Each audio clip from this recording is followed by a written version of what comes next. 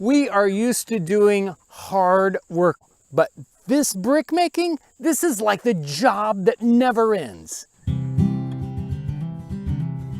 The art of brick making didn't change from ancient times until the Industrial Revolution. So in our 18th century homestead here, we're using exactly the same tools, techniques, and materials that they would have used in ancient times. Simple clay, sand, we put them together in molds, we let it dry, and then they get fired. We've been on this homestead for more than a year, and it's time to work on permanent structures. Everything we've done so far has been very temporary. We've built out of wood and we've built out of raw clay, but we need to build permanent things. Bricks are part of that solution. Impervious building blocks, that's what we're going to be making today. We're going to be hand making bricks right here. We need a lot of people to do that kind of job. You don't make just one brick. That doesn't do anybody any good. So we need to make hundreds of bricks, thousands of bricks if we can. So we're going to get together a lot of people, turn this into an assembly line.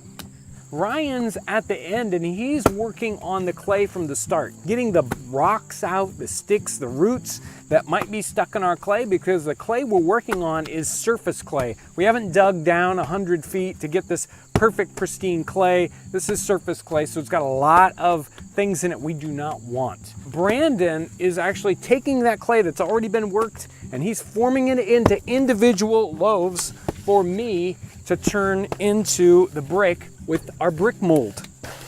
So the brick mold has been wetted, it's got sand in it, and then,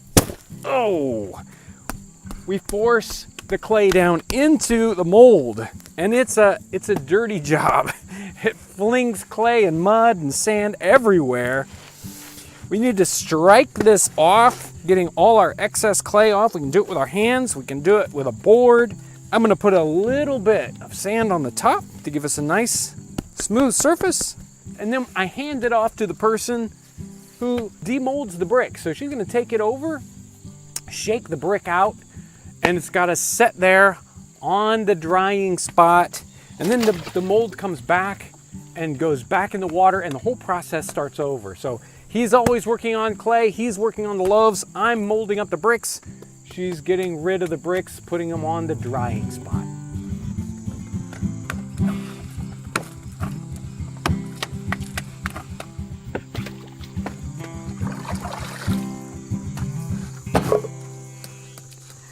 The molds for making bricks, very important. There are lots of different styles of bricks and lots of different styles of brick molds. This is a special brick mold that's got metal all the way around it that holds it together, keeps it from breaking apart, and lines the top of our brick mold.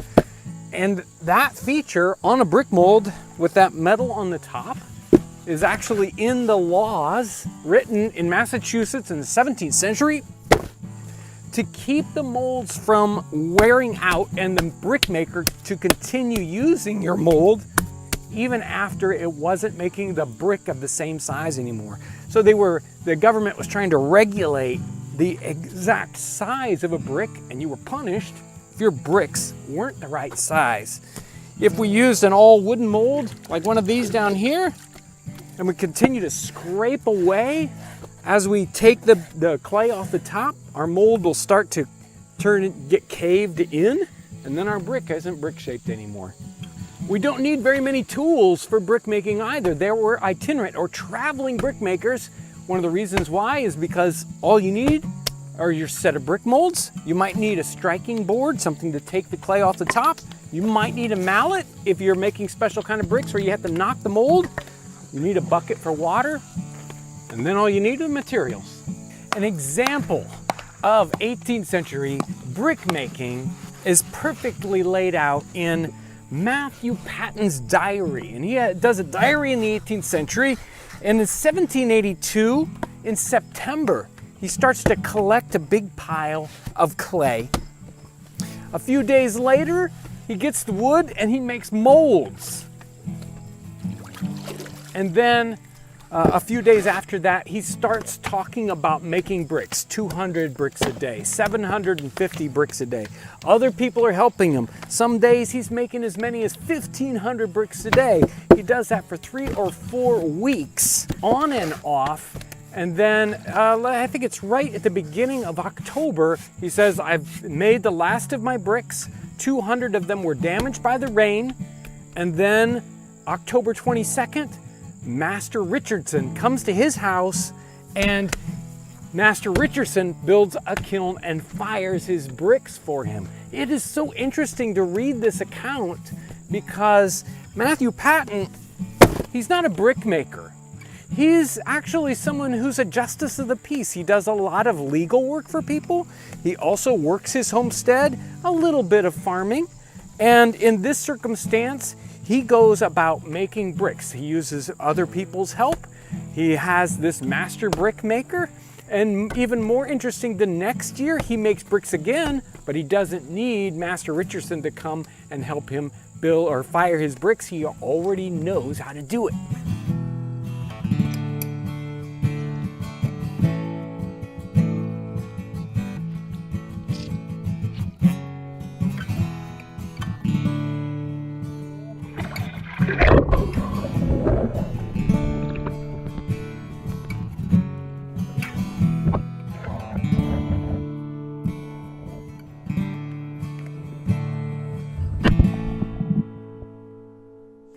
Drying of the bricks is an important part of the whole entire process. The bricks get laid down on the ground, a nice flat surface, and they get demolded. They get released from the mold, and you have to kind of do that carefully so you don't mess them up. The clay is very, very soft at this point, or it can be very, very soft. They need to dry until they start to get just a little bit tacky so we can move them. We can't just let them dry exactly as we leave them, or they'll start to crack. They'll get too dry on one side, or too dry on the outside and not on the inside, and they'll start to just basically break apart. As soon as this brick has dried enough that we can start to handle it without damaging it, we're going to set it up on its side. We will get marks in this. There's a lot of period bricks you'll see with finger marks in them because people have to handle them right away. Once it's on its side, it's going to take a little bit longer to dry, but it'll dry much more evenly this way. And once they're in a harder form, they'll actually get stacked up one on top of another into a hack, into a stack, so that we can protect them from getting rained on, which will ruin the bricks at this stage. Once our brick has been demolded, it'll take a couple of hours to a couple of days until we can set it up on its side. Then it needs to dry in this state another couple of days until it gets good and hard. And then when it goes into that hack, it will need to dry for quite a while, 2, 3, 4 weeks, depending on the weather. Then they can be fired. And there we have the ancient art of brick making. We still have lots more to do. They have to dry out, but once they're all dry, then the challenge comes. We've got to burn these bricks. So we're going to get all these guys together, and I want to thank them for all the hard work they've done making these bricks. We're going to have a party. We're going to build the kiln. We're going to burn these bricks. It's going to be so exciting. It's time for the final stage of the brick making process. We've been working on this project for more than 6 months. But now we need to fire these bricks. We need to bring them up to more than 2,000 degrees. As they stand, these bricks, well, they look great, right? But they're no good. If you get them wet, I mean even a little wet, they'll just disintegrate. They'll turn right back into their original clay. Not useful at all. So we've got to burn them. We've got to bring them consistently up to this very, very high temperature so that they become useful. So this could go wrong. We could lose 6 months of work just like that. These bricks could get not hot enough, which is okay because you can fire them again. They could get too hot. They can melt, they can warp, so we don't want to get them too hot. And if they get too hot too fast, well, they could even explode. We don't want that. So it's going to be a difficult process, and one that is, well, we're going to keep our fingers crossed but we are going to be using a well-documented firing method, and that starts off with digging a couple trenches. So let's get started. Our bricks are fired in a brick kiln. And in this case, our brick kiln starts off with the crossed trenches, fire pits, or even ash pits. So ash is going to collect in there because we're going to burn a whole bunch of wood to get these bricks up to heat. Now, a kiln is basically a hollow ceramic box that we can create a very high temperature within. Normally in a pottery kiln, we would use already fired bricks for that, maybe special purpose bricks. In this case, the kiln is actually made of the green bricks, the unfired bricks themselves. So we're using the bricks to build the kiln to fire the bricks that they're made out of. That's how it's going to work. The trenches we've laid out here are in an X pattern, 8 feet in distance each way. And this way that lets air in from both sides, or actually all 4 sides of our kiln. And the next step really is to start the inside of the kiln with our fire bricks. So we'll start laying them out in our pattern.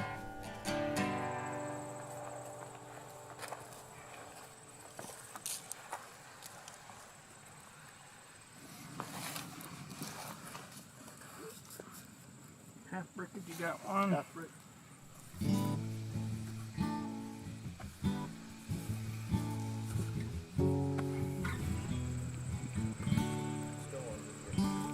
Yeah, still good. That edge. Oh.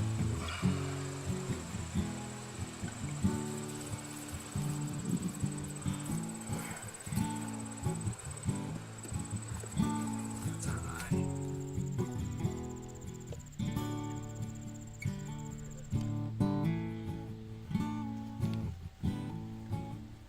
Okay, so we're going to tear it down.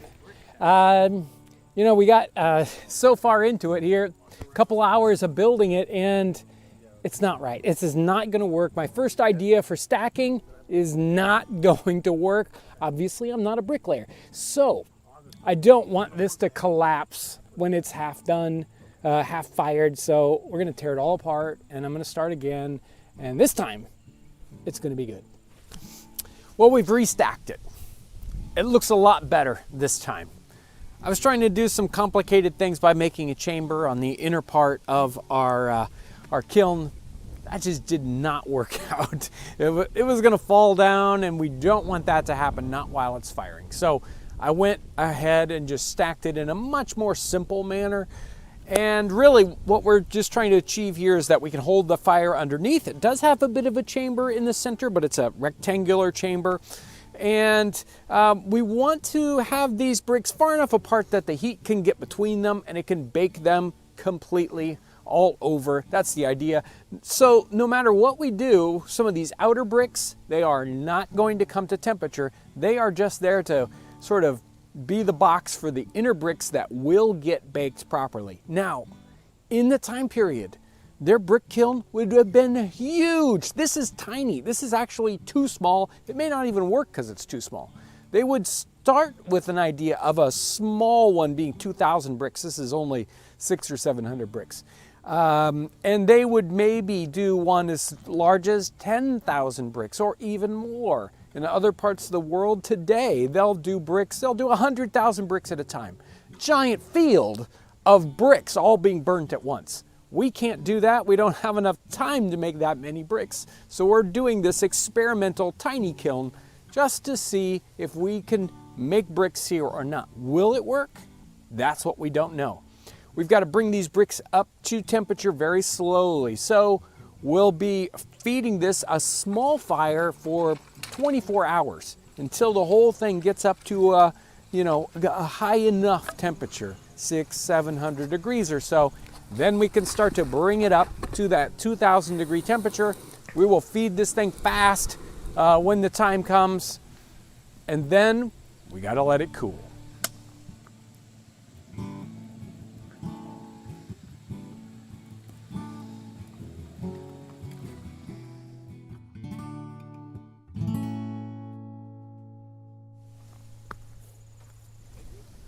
So we started with a slow heat for 24 hours, just gently bringing it up to heat.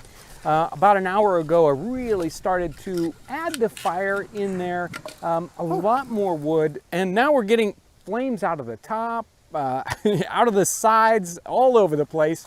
We're gonna keep heating it like this, probably 3 or 4 hours until it really starts to glow yellow on the inside. Then we know we're really getting to that heat. As soon as we get there, we're gonna, again, hold that temperature about an hour and then seal that up. It's done. We'll see what works out. I'm so excited though. Already we're getting some red glow on the inside. This is hot. You got a dip, yeah.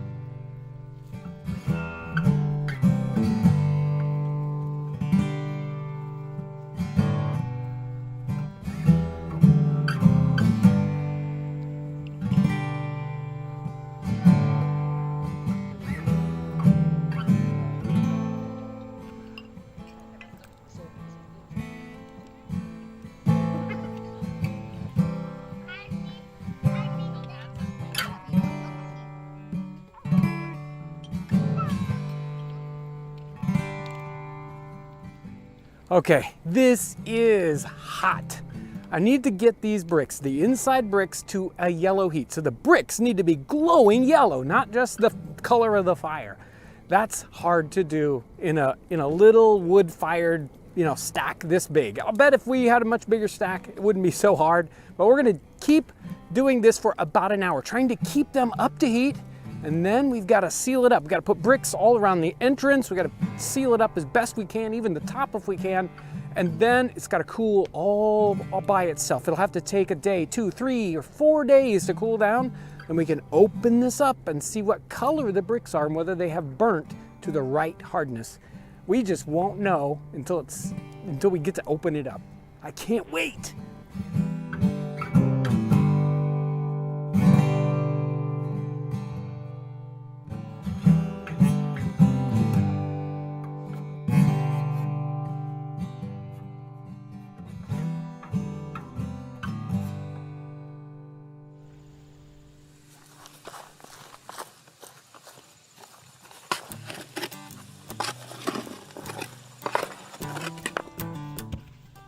So it's been 72 hours since we closed this thing up. It's time to open it up. It's cooled down. It's not hot to the touch at all. Didn't want to give the bricks any thermal shock so that they would break or anything like that. To be frank, on the end of the firing night, when we closed it up, I was still concerned. Now, looking at it after the fact, take a look at this. I mean, we've got red colored bricks all the way out here on the outside. That is amazing. I mean, I am really excited to get into the inside of this. This is even just a piece of clay that I used to seal up the hole, and it's already brick colored. Now, it's not as hard as a brick needs to be, but it says that even the very, very outside of this got way up to heat. So I can't wait to see what's inside.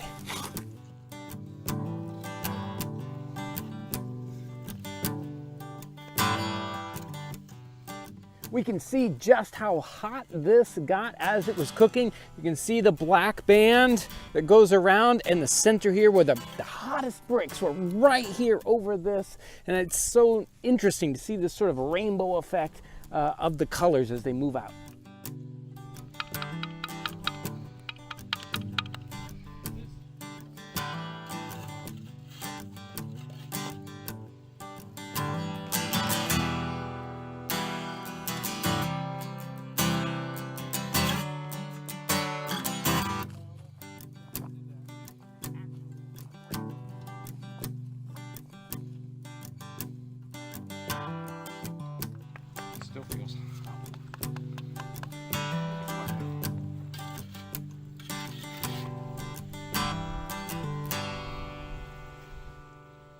Well, we've got 3 stacks of bricks here.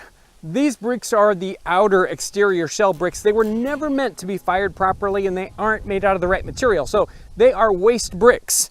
This stack, these bricks, well, they're still good bricks, but they need to be refired. So the next time we build a kiln of bricks, these will go on the inside. They're already ready to go, and all these are good bricks. We've got great bricks here, maybe about 140 good bricks, and then some really, really good bricks down here, very hard bricks. You can tell, just you grab them and instantly you know those are the best bricks. Those bricks we will use for the hearth in our cabin. So just the floor part, that'll make it a lot easier to cook in the cabin. That's what these special good bricks are for.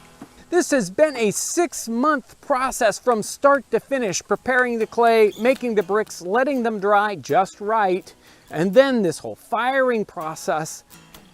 Truly, truly an epic project. We have learned so much about what it takes to make bricks, especially handmade bricks, and you know, I'll never take another brick for granted in my entire life. And sometimes I see those period buildings, giant brick buildings, and it is amazing to think of all the work that went into just making the bricks.